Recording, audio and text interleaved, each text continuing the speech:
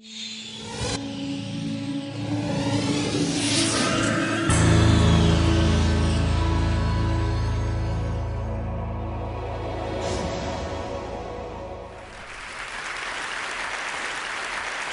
today I want us to reflect on the demise of guys. Guys are flaming out academically, they're wiping out socially with girls and sexually with women. Other than that, there's not much of a problem. So what's the data? So the data on dropping out is amazing. Boys are 30% more likely than girls to drop out of school. In Canada, 5 boys drop out for every 3 girls. Girls outperform boys now at every level, from elementary school to graduate school. There's a 10% differential between getting BAs and all graduate programs, with guys falling behind girls. 2/3 of all students in special ed, remedial programs, are guys. And as you all know, boys are 5 times more likely than girls to be labeled as having attention deficit disorder, and therefore we drug them with Ritalin.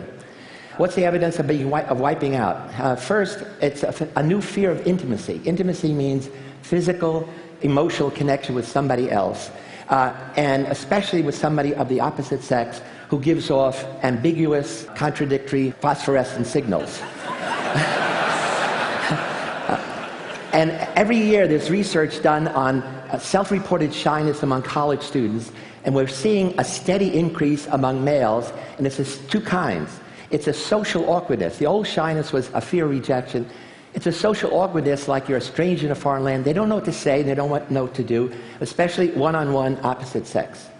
They don't know the language of face contact, the nonverbal and verbal set of rules that enable you to comfortably talk to somebody else, listen to somebody else. There's something I'm developing a theory called social intensity syndrome, which tries to account for why guys really prefer male bonding over female mating.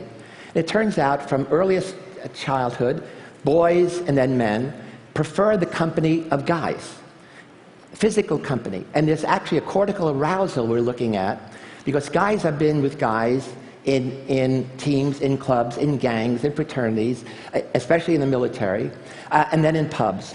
And this peaks at Super Bowl Sunday, when guys would rather be in a bar with strangers watching a totally overdressed Aaron Rodgers of the Green Bay Packers, rather than Jennifer Lopez totally naked in their bedroom. The problem is they now prefer asynchronistic internet world to the spontaneous interaction in social relationships. What are the causes?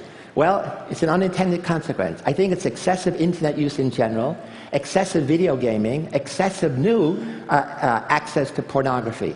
The problem is these are arousal addictions. Drug addiction, you simply want more. Arousal addiction, you want different. Drugs, you want more of the same, different. So you need the novelty, you need the arousal, you need to be sustained. And the problem is the industry is supplying it.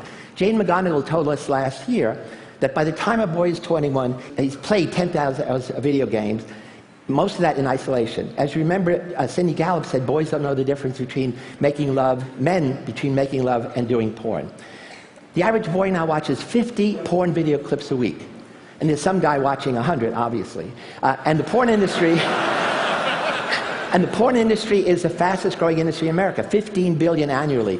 For every 400 movies made in Hollywood, there are 11,000 now made porn videos. So the effects very quickly is, it's a new kind of arousal. Boys' brains are being digitally rewired in a totally new way for change, novelty, excitement, and constant arousal.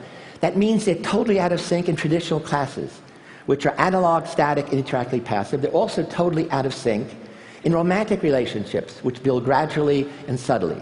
So what's the solution? It's not my job. I'm here to alarm. It's your job to calm. But who should care? The only people who should care about this is parents of boys and girls, educators, gamers, filmmakers, and women who would like a real man who they can talk to, who can dance, who can make love slowly, and contribute to the evolutionary pressures to keep our species above banana slugs. No offense to banana slug owners. Thank you.